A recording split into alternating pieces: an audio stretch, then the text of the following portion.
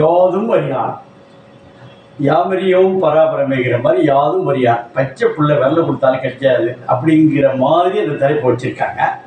இதில் என்னங்க கதை என்னங்க, இதே இப்போ அண்மை காலத்தில் ரொம்ப ஒரே இடத்துல ரொம்ப மிக குறைந்த நடிகர்கள், அதுவும் புதுமுக நடிகர்களை வைத்து எடுப்பது ரொம்ப ட்ரெண்ட் ஆகி போச்சு. அதில் ஜெயிச்சும் போயிடுறாங்க. அப்படி ஒரு படம் தான் யாதும் அறியான். ஆமாம், இந்த திரைப்படத்தில் ஒரு என்ன செய்கிறாங்கன்னா, 2 இளம் ஜோடிகள், 4 பேர்கள் ஒரு மலைவாசஸ்தலம் இதுன்னு வச்சிங்களேன், நம்ம குற்றாலம்னு வச்சிங்களேன், அங்கே வருகிறார்கள். அங்கே வரும்பொழுது எப்போதும் இளைஞர்கள் வரும்பொழுது அந்த விஷயத்துக்கு தானே முன்னுரிமை கொடுப்பார்கள். சுற்றுவது ஒரு பக்கம் இருந்தால் ஒரு சாக்கா பண்ணுவாங்க. அப்படி செய்யும் பொழுது ஒரு ஜோடி கிட்டத்தட்ட சரியாயிடுது, இன்னொரு ஜோடி தவிர்க்கிறார்கள். இந்த தவிர்க்கிற போது என்ன ஆகுதுன்னா, ஒரு மிகப்பெரிய கொலை வந்துடுது. ஒரு ஹீரோ 3 பேரை கொலை பண்ணிடுறார். ஏன் பண்ணாரு, எதுக்கு பண்ணாரு, எப்படி பண்ணாரா இல்லையா, இதான் கதை.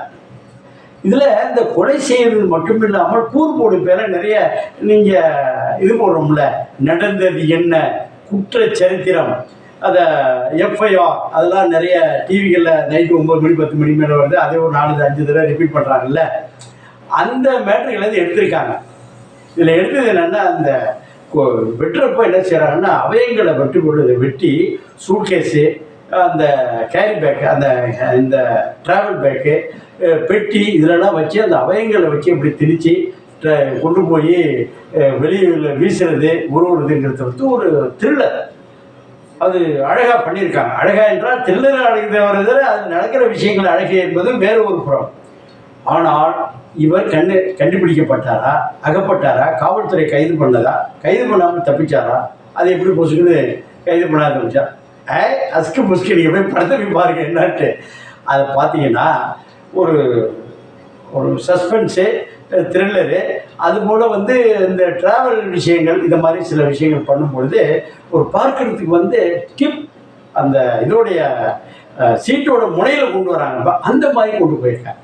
அந்த புதுமுக நடிகர் ஹீரோ யாருன்னா, தினமலர் நெல்லை பதிப்பு இருக்குல்ல, நெல்லை பதிப்பு தினமலருடைய அந்த பேரப்புள்ள. அவர் நிறைய படங்கள் தினம் படங்களை பற்றியும் நடிகர்களை பற்றியும் எழுதி பார்த்தா அவருக்கே ஆர்வம் அந்த பேரப்புள்ள அந்த படத்தை ஹீரோவை பண்ணுறாரு.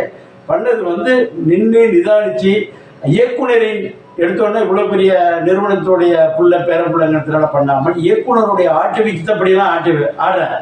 அதில் ஒரு சிறப்பு வந்திருக்கு.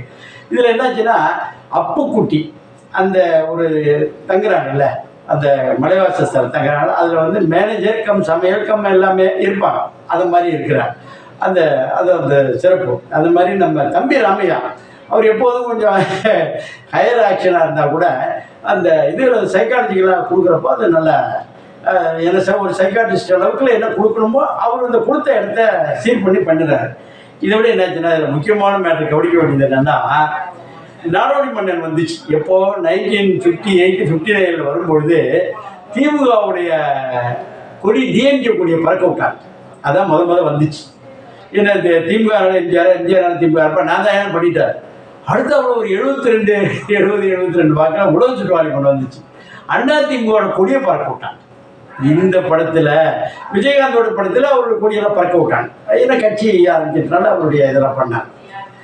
இந்த படத்தில் விஜயை பற்றி வந்திருக்கு. விஜய் என்ன, அதை 26 விஜய் தமிழக முதல்வர் ஆகிறதாகவும் அதில் இலவசங்கள் ஒழிக்கப்பட்டு லஞ்சம் ஒழிக்கப்படுகிற மாதிரி போஸ்டர்ஸ் ரிப்பீட்டடாக சொல்லி, ஏன்னா 2024 2026 நடக்கிறதா அந்த கதையை சொல்லும் பொழுது 26க்கு பேப்பர் கட்டிங்கை கொடுக்கும் பொழுது அப்படி கொடுக்குறாங்க. இப்போ விஜய் ரசிகர்களுக்கு தினமலர் சப்போர்ட் பண்ணுதா, தாவாவுக்கு சப்போர்ட் பண்ணுதா என்று நீங்கள் ஒன்றும் கேட்டக்கூடாது. கிட்டத்தட்ட அந்த மெனக்கட்டி சேர என்னப்பா அதை இயக்குனர்கிட்ட கேட்டோம். இயக்குனர் நண்பர் நிறைய கேட்குறப்போ அவர் கோபிகிட்ட கேட்குறப்ப, நான் விஜயோட ரசிகர் சார், நாங்கள் விஜய் வச்சு ஒரு படம் பண்ண ஆசைப்பட்டோம்.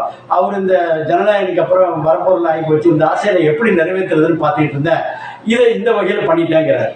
அது மாதிரி ஒளிப்பதிவு எல்டி மிரட்டி தள்ளி இருக்கிறாரு. அது எந்த குறைபாடும் இல்லாமல் ஒரு நல்லவையை கொடுத்துருக்கிறார்.